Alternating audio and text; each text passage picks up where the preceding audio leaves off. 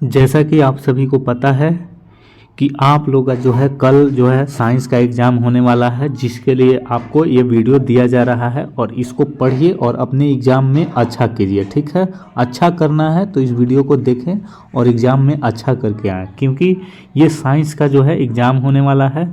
जो आपको नहीं याद रहेगा तो आप सही नहीं कर पाइएगा। ठीक है, ये कोई दूसरा विषय नहीं है, ये साइंस है। ठीक है, तो इसमें इम्पोर्टेंट क्वेश्चन को पढ़ना ज़रूरी होता है साइंस में। ठीक है, किधर से भी सवाल आ जाता है, तो हम ऐसे सवाल को कवर किए हैं जो आपके एग्जाम में सीधे आने वाले हैं। ठीक है, पहला सवाल इसमें है कि नेत्र द्वारा किसी वस्तु का कैसा प्रतिबिंब बनता है।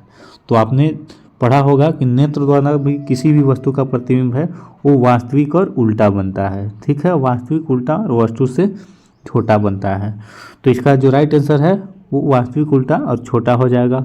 ऑप्शन कहीं भी रहे आपको मारना है वास्तविक उल्टा और छोटा। ठीक है, नेत्र द्वारा किसी वस्तु का प्रतिबिंब बनता है। ठीक है, आगे देखते हैं दूसरा क्या है कि विद्युत परिपथ में विद्युत धारा को मापने के लिए क्या उपयोग होता है।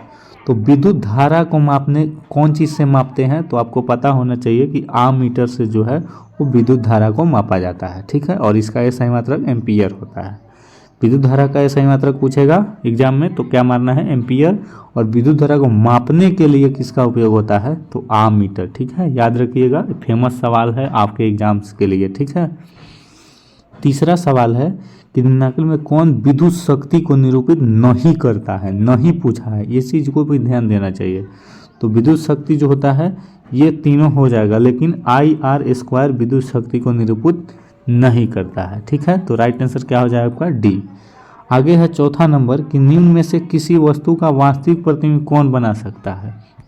तो किसी भी वस्तु का वास्तविक प्रतिबिंब जो है वो कौन बना सकता है, तो आपको बताना है उत्तल लेंस। ठीक है, उत्तल लेंस द्वारा वास्तविक और उल्टा प्रतिबिंब बनता है, अभी ऊपर आपने पढ़ा था। ठीक है, तो समझते चलिए और वीडियो को लाइक भी कर दीजिए, क्योंकि आपके लिए इतना मेहनत किया जा रहा है।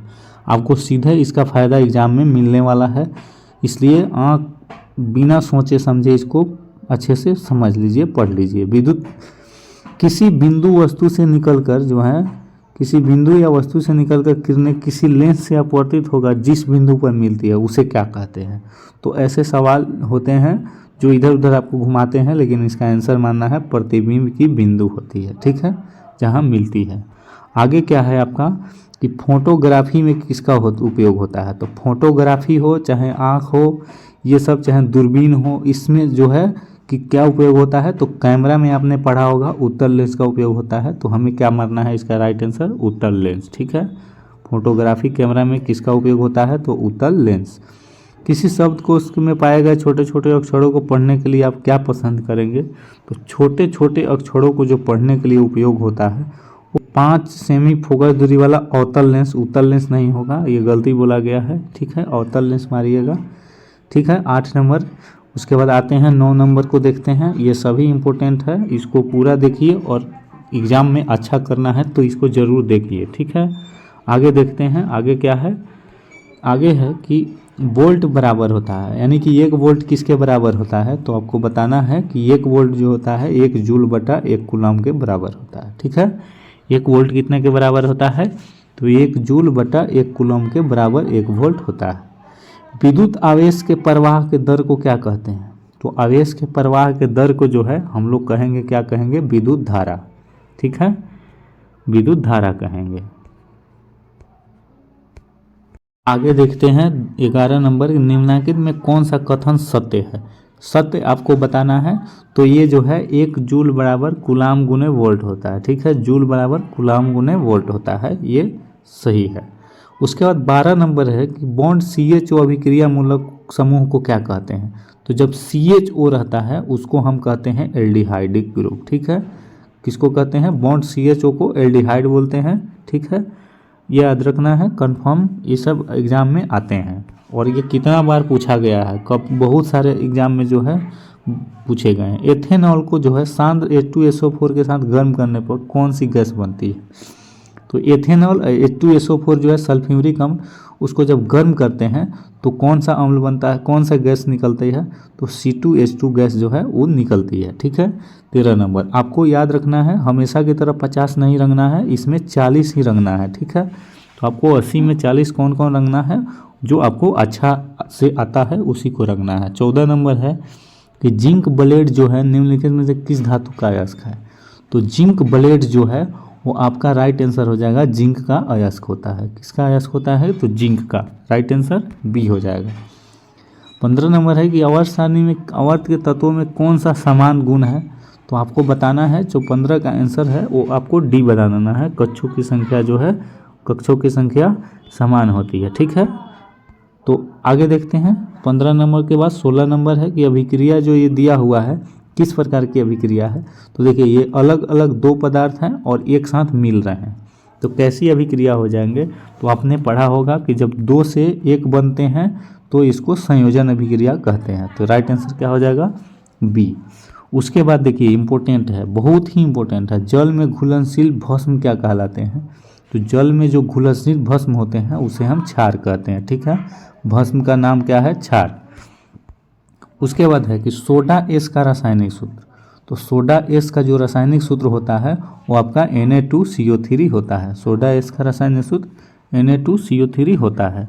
उसके बाद चलते हैं 19वां नंबर की ओर। ये भी इम्पोर्टेंट है, ये तो बहुत बार एग्जाम में आए हुए हैं, आप क्वेश्चन बैंक उठाकर देख लीजिए, ठीक है।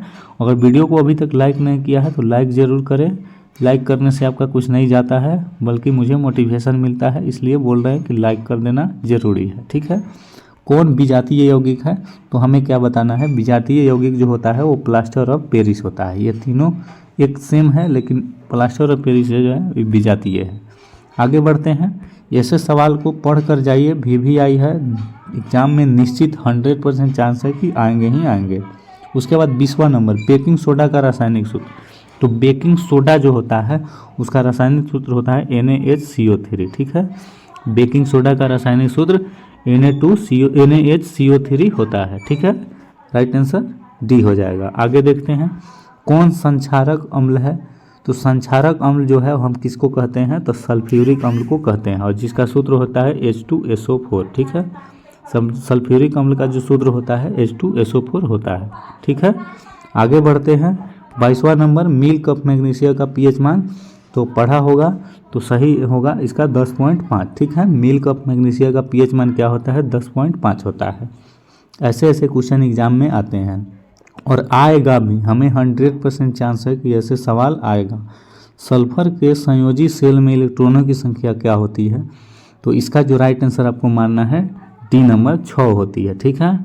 आगे बढ़ते हैं, आगे क्या है कि निम्नलिखित तत्वों में से किसकी आयनन ऊर्जा अधिकतम है। तो आयनन ऊर्जा जो अधिक होगी इस चारों में से, तो इसका जो राइट आंसर हो जाएगा एफ, ठीक है। फ्लोरीन की आयनन ऊर्जा सर्वाधिक है, ठीक है, एफ।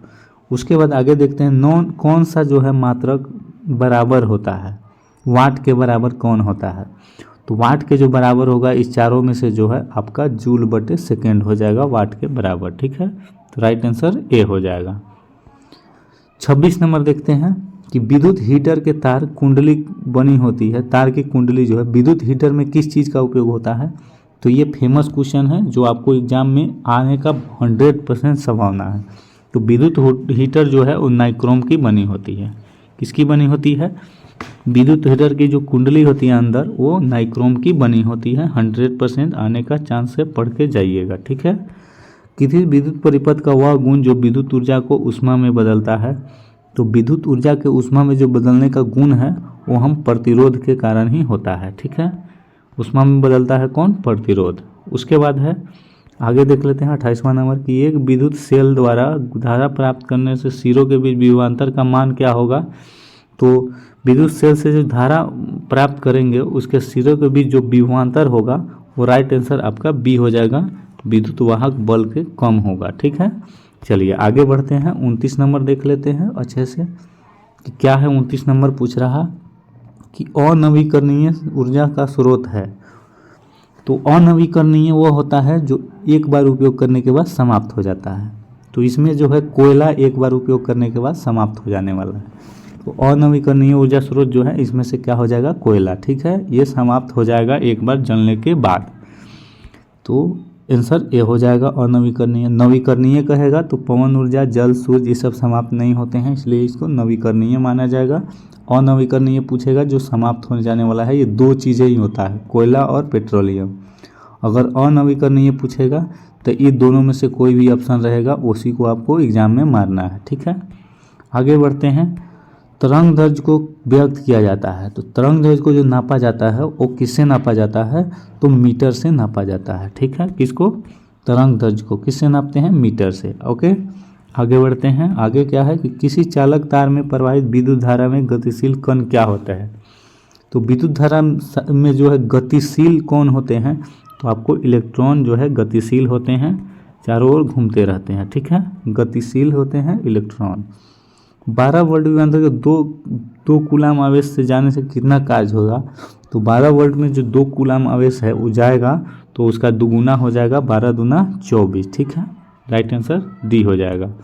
आगे बढ़ते हैं। अभी भी आपको समझा रहे हैं कि वैसे क्वेश्चन को रंगिएगा एग्जाम में, 40 वैसे क्वेश्चन को टिक लगा के रंगिएगा जी, जो खूब अच्छे से आप जानते हैं। ठीक है, अंजादिए नहीं लगाना है, ठीक, समझ के जो अच्छा से आता हो उसी का आंसर रंगना है। ठीक है, मेंडल ने अपने प्रयोग में आनुवंशिक प्रयोग में किस पौधे का उपयोग किया था, तो मेंडल ने अपने प्रयोग में जो है वो मटर के पौधे का प्रयोग किया था। किस चीज़ के, मटर के। ठीक है, राइट आंसर क्या हो जाएगा, सी।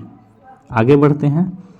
34 नंबर है कि किस प्रकार के श्वसन से अधिक ऊर्जा मुक्त होती है, तो किस प्रकार के श्वसन में जो है अधिक ऊर्जा मुक्त होती है, तो आपको बताना है वायवीय श्वसन में अधिक ऊर्जा मुक्त होती है। ठीक है, वायवीय श्वसन में। आगे बढ़ते हैं। मानव में नर जनन ग्रंथि कहलाता है, तो नर जनन ग्रंथि जो है नर पुरुष में जो पाया जाने वाला है वो आपका क्या हो जाएगा, वृषण। ठीक है, और वृषण जो है नर जनन ग्रंथि है। ठीक है, उसके बाद है कि जीवन की एक महत्वपूर्ण विशेषता क्या है, तो जीवन की जो महत्वपूर्ण विशेषता है वो है वृद्धि। जीवन में हमेशा वृद्धि होते रहती है, शरीर से लेकर सभी चीज़ का। स्वपोषी पोषण होता है, तो स्वपोषी पोषण किस में होता है, तो सभी हरे पेड़ पौधे स्वपोषी होते हैं, पढ़े होंगे। तो स्वपोषी पोषण पौधों में होता है। ठीक है, किस में होता है, पौधों में होता है। ठीक है, चलिए, वीडियो बहुत अच्छा है, इसमें क्वेश्चन एक एक क्वेश्चन इंपॉर्टेंट है, अच्छे से पढ़िए और समझिए और जाके एग्जाम में अच्छा कीजिए। ग्लाइकोलाइसिस जो होता है वो क्या कहलाता है, तो कहाँ पाया जाता है ग्लाइकोलाइसिस, तो आपको बताना है, ये जो है कोशिका द्रव में पाया जाता है। ठीक है, कहाँ पाया जाता है, कोशिका द्रव में। आगे है कि तंत्रिका तंत्र की संरचना एवं संरचनात्मक एवं क्रियात्मक इकाई को क्या कहते हैं, तो तंत्रिका तंत्र जो है उसका दूसरा नाम हम लोग न्यूरॉन कहते हैं, तो यही राइट आंसर हो जाएगा न्यूरॉन। ठीक है, तंत्रिका तंत्र की संरचनात्मक क्रियात्मक इकाई को न्यूरॉन कहते हैं, राइट आंसर ए हो जाएगा। उसके बाद है कौन सा एंजाइम वसा पर क्रिया कार्य करता है, तो एंजाइम इसमें से कौन हो जाएगा जो वसा पर कार्य करेगा, तो लाइपेज जो है वो वसा पर कार्य करता है। ठीक है, उसके बाद 41 नंबर जो है मोस्ट इम्पोर्टेंट है आपके एग्जाम के लिए, ओजोन का आणविक सूत्र। तो ओजोन का सूत्र आप लोगों ने पढ़ा होगा, तो ओजोन का जो सूत्र होता है वो आपका O3 होता है। ठीक है, O3, ओजोन का सूत्र O3 होता है, इम्पोर्टेंट है, पढ़ के जाइए, याद करके, कंफ्यूज नहीं होना है एग्जाम में। पीएच का कौन सा मान क्षार विलयन को निरूपित करता है, तो क्षार का पीएच मान क्या होता है, 7 से अधिक। ठीक है, 7 से अधिक होता है क्षार का पीएच मान, तो 7 से अधिक इन चारों में से कौन है देख लीजिए, वहीं आपका आंसर हो जाएगा। तो क्षार विलयन का पीएच मान पूछा है यहाँ पर, तो आपको बताना है 13। ठीक है, 7 से अधिक क्षार होता है, 13 हो गया क्षारक। उसके बाद जल के एक अणु में हाइड्रोजन और ऑक्सीजन, तो हाइड्रोजन ऑक्सीजन जल में कितने होते हैं, तो H2O सूत्र होता है, तो हाइड्रोजन के 2 है, ऑक्सीजन के यहाँ क्या है 1, 2:1 हो जाएगा। ठीक है, हाइड्रोजन और ऑक्सीजन का अनुपात 2:1, यानी कि बी आंसर आपका राइट है, कंफर्म। ठीक है, उसके बाद है कि कौन निम्नलिखित संकेतों द्वारा व्यक्त तत्वों का मतलब कौन धातु है, कौन धातु है व्यक्त तत्वों में, कौन धातु है, तो ये थोड़ा टॉप सवाल है, लेकिन आपका आंसर ये हो जाएगा। ठीक है, 24/12B यही हो जाएगा आंसर, लेकिन ये थोड़ा टॉप सवाल है, ऐसे ऐसे सवाल को छोड़ा जाता है एग्जाम में। अम्लीय ऑक्साइड का पीएच मान, तो अम्लीय 7 से कम होता है, तो 7 से कम कौन है इसमें से देख लीजिए, 7 से कम हमको 4 दिख रहा है, आपको भी दिख रहा होगा। अम्लीय कहाँ है, तो आपको 7 से कम देखना है कौन है, तो 4 है, 7 से कम, यही राइट आंसर हो जाएगा। 46 बहुत ही इंपॉर्टेंट सवाल है, आपने पढ़ा होगा, सालों भर पढ़ा है, तो आपको पता होगा कि ये जो सवाल है 46 नंबर बहुत ही इंपॉर्टेंट है, आपको पढ़ के जाना चाहिए। सबसे कठोर प्राकृतिक पदार्थ कौन तो है, तो हीरा है। बहुत ही इंपॉर्टेंट सवाल है, इसको पढ़ के जरूर जाइए, एग्जाम में आने का 100% संभावना है, ठीक है। हीरा सबसे कठोर पदार्थ होता है। उसके बाद है सिल्वर आयोडाइड का रंग कैसा होगा। सिल्वर मतलब होता है चांदी, तो चांदी का जानते हैं, चांदी जो है उजला होता है, तो राइट आंसर आपका क्या हो जाएगा, सिल्वर आयोडाइड का रंग क्या हो जाएगा आपका, श्वेत, ठीक है। क्या हो जाएगा राइट आंसर, श्वेत हो जाएगा, ठीक है। आयोडाइड पूछा है।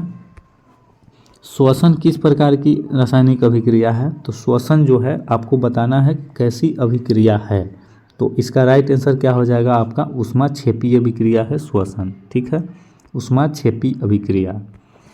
आगे है कि पौधों में जनन अंग कहाँ पाए जाते हैं, तो पौधों में जो जनन अंग पाए जाते हैं वो आपका पुष्प में हो जाएगा जनन अंग, ठीक है। कहाँ हो जाएगा, पुष्प में। मस्तिष्क का कौन सा भाग शरीर की स्थिति या संतुलन का अनुरक्षण करता है, तो कौन सा भाग है जो शरीर का संतुलन बनाकर रखता है, तो आपका जो इसमें का राइट आंसर जो हो जाएगा वो अनुमस्तिष्क हो जाएगा, जो संतुलन बनाकर रखता है, ठीक है। आगे बढ़ते हैं। किसी पौधे में रंध्र अनुपस्थित रहते हैं, यानी किस पौधे में रंध्र अनुपस्थित रहते हैं यानी नहीं होते हैं, तो आपको इसमें का बताना है हाइड्रिला में जो है रंध्र नहीं पाए जाते हैं। किस में नहीं पाए जाते हैं, हाइड्रिला में, ठीक है। उसके बाद है कि BS4 का संबंध है, तो BS4 जो है वो वायु प्रदूषण से है, राइट आंसर C हो जाएगा, ठीक है। BS4 वायु प्रदूषण से है। आते हैं अगले प्रश्न को, 53 नंबर से फिर से देख लेते हैं अच्छे से, और जाइए एग्जाम देकर फाड़ कर आइए एग्जाम को, क्योंकि ऐसे प्रश्न ही एग्जाम में आते हैं। रक्त में ऑक्सीजन वाहक है, तो रक्त में ऑक्सीजन किसके लिए वाहक होते हैं, तो आपको पता होना चाहिए कि रक्त में जो है हीमोग्लोबिन के लिए ऑक्सीजन बहुत ही ज़रूरी है, ठीक है। तो रक्त में ऑक्सीजन वाहक है किसके लिए, हीमोग्लोबिन के लिए, ठीक है। तो आगे देख लेते हैं, हम देरी नहीं लगा रहे हैं क्योंकि आपको आगे का भी तैयारी करना है, इसलिए जल्दी जल्दी देख के और आगे भी पढ़िए, कुछ और वीडियो देखिए जो हम आपको इस चैनल पर दे रहे हैं, ठीक है। निम्नलिखित में से किसे बर्थ हार्मोन कहा जाता है, तो बर्थ हार्मोन जो है वो आपका ऑक्सीटोसिन हो जाएगा, बर्थ हार्मोन, ठीक है। बीज विकसित होता है, कहाँ बीज विकसित होता है, तो आपको ये बताना है, इसमें जो बीज विकसित हो जाएगा वो बीजांड से हो जाएगा, ठीक है। किससे, बीजांड से। आगे बढ़ते हैं। ग्रासनी किसका भाग, ग्राहनी किसका भाग है, तो ग्राहनी जो हमारा होता है वो छोटी आंत का भाग होता है, ठीक है। किसका भाग होता है, छोटी आंत का। आगे देखते हैं। तालाब किस प्रकार का परिस्थिति तंत्र है, तो तालाब जो होता है वो आपका प्राकृतिक होता है, ठीक है। क्या हो जाएगा राइट आंसर, प्राकृतिक। तालाब किस तरह का है, प्राकृतिक है। निम्न में से कौन परिस्थिति तंत्र में अधिकतम संख्या में मौजूद होते हैं, तो अधिकतम संख्या में जो है आपका जानते ही हैं, उत्पादक जो है अधिकतम संख्या में है, राइट आंसर हो जाएगा A। उसके बाद है कि जीवों की उत्पत्ति हमें पृथ्वी पर क्या नहीं था, तो जीवों की उत्पत्ति के पहले पृथ्वी पर क्या नहीं था, जिस समय जीव जंतु नहीं पाए जाते थे, तो उस समय ऑक्सीजन नहीं था, O2 नहीं था, ठीक है। भारत में उत्पादित प्रत्यावर्ती विद्युत धारा की आवृत्ति है, तो भारत में विद्युत धारा की जो आवृत्ति होती है वो आप लोगों ने बहुत बार पढ़ा होगा, तो 50 हर्ट्ज होती है, ठीक है। ऐसे सवाल भी आई है, इसको एग्जाम में आने की 100% संभावना है, ठीक है। 1 माइक्रो एम्पियर विद्युत धारा कितना होता है, तो माइक्रो एम्पियर में पूछ दिया है, टफ सवाल है, लेकिन फिर भी 10⁻⁻6 मारना है, ठीक है। ये हो जाएगा राइट आंसर। नरौरा नाभिकीय विद्युत किस राज्य में है, तो ये इंपॉर्टेंट सवाल है, ऐसे में से 2-3 प्रश्न ऐसे आते ही हैं। नरौरा आपका उत्तर प्रदेश में पड़ जाएगा, कहाँ पड़ जाएगा, उत्तर प्रदेश में नरौरा है, ठीक है। आगे बढ़ते हैं। स्पेक्ट्रम प्राप्त करने के लिए किसका उपयोग होता है, तो इसको तो आप लोग हजारों बार पढ़े होइएगा कि स्पेक्ट्रम प्राप्त करने के लिए जो है वो प्रिज्म का उपयोग होता है, ठीक है। किसका उपयोग होता है, प्रिज्म का। अगर नहीं पढ़ा है तो देख लीजिए। उत्तल लेंस द्वारा काल्पनिक प्रतिबिंब बनता है, तो जब वस्तु को कहाँ रखेंगे तो उत्तल लेंस द्वारा काल्पनिक प्रतिबिंब बनेगा, तो आपको रखना होगा फोकस और लेंस के बीच, ठीक है। राइट आंसर B हो जाएगा। आगे देखते हैं। आवर्त सारणी में प्रथम आवर्त में तत्वों की संख्या कितने हैं, तो आवर्त सारणी आपने देखा भी होगा एको बार, तो आपको पता होगा कि इसमें जो है 2 तत्वों की संख्या है, ठीक है। प्रथम आवर्त में हाइड्रोजन और हीलियम 2। निम्नलिखित में किसमें इलेक्ट्रॉन से बाहर निकलना सबसे आसान है? तो इलेक्ट्रॉन से बाहर निकलना किसका आसान है? तो एम का है, इसमें नहीं कोई चिन्ह दिया है, यही आसान है। उसके बाद है द्वितीय आवर्त में तत्वों के लिए कौन सा सेल बाह्यतम सेल है? तो द्वितीय आवर्त में जो है इसमें राइट आंसर आपका एल सेल जो होता है वो बाह्यतम सेल कहलाता है, ठीक है। उसके बाद है कि संतृप्त हाइड्रोकार्बन श्रेणी में सदस्यों को क्या कहेंगे? संतृप्त हाइड्रोकार्बन में जो है सदस्यों को जो है हम लोग क्या कहते हैं? तो एल्केन कहते हैं, ठीक है। क्या कहते हैं? एल्केन। कुछ और प्रश्न बचे हुए हैं जो इम्पोर्टेंट है, इस पूरा को देखकर जाइए। वेंडलिन द्वारा छोड़े गए आवर्त सारणी के बाद में कौन सा दो तत्व है उपस्थापित किया गया? तो वेंडलिन ने जो आवर्त सारणी बनाया था उसमें कुछ छोड़ दिया था, उसमें अभी जो है गैलियम को रखा गया, ठीक है। किसको? गैलियम को। आवर्त सारणी में प्रत्येक आवर्त का अंतिम सदस्य क्या होता है? तो आवर्त सारणी में प्रत्येक अंतिम सदस्य जो होता है वो आपका क्या हो जाएगा? एक निष्क्रिय गैस हो जाता है, ठीक है, निष्क्रिय गैस। उसके बाद है कि किसी तत्व में 2 सेल और 2 ही इलेक्ट्रॉन पूर्णतः भरे हुए हैं, तो वह तत्व कौन से हैं? तो 2 सेल और 2 इलेक्ट्रॉन जो होते हैं वो आपका नियॉन में ही होते हैं, ठीक है। किसमें? नियॉन में। उसके बाद है कि निम्न में कौन सबसे अधिक क्रियाशील हाइड्रोजन है? सबसे अधिक क्रियाशील हाइड्रोजन कौन है? तो आपको बताना है फ्लोरीन जो है सबसे अधिक अभिक्रियाशील हाइड्रोजन है। उसके बाद है कि कार्पस ल्यूटियम से स्रावित हार्मोन कौन सा है? तो इसमें जो स्रावित होते हैं वो क्या हो जाते हैं? तो इसमें प्रोजेस्टेरोन जो हो जाता है वही होता है, प्रोजेस्टेरोन, यही ल्यूटियम हाइड्रोजन है। उसके बाद कथी है? हार्मोन है। उसके बाद है पारिस्थितिक तंत्र में ऊर्जा का स्रोत क्या है? तो ऊर्जा का स्रोत जो मेन स्रोत होता है वो आपका सूर्य का प्रकाश हो जाता है, पूरे दुनिया को ऊर्जा दे रही है, ठीक है। तो यही हो जाएगा। मानव का उद्भव स्थान कहाँ है? तो मानव जो बना था सबसे पहले उद्भव हुआ मानव का कहाँ से? तो ये हो जाएगा अफ्रीका से, ठीक है, अफ्रीका से। आगे 5 और प्रश्न है जिसको हमें देख लेते हैं।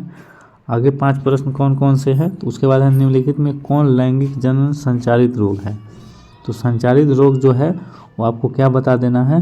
राइट आंसर आपका बी और सी, सुजाग और एड्स, ये दोनों राइट आंसर डी हो जाएगा, ये दोनों संचारित रोग हैं।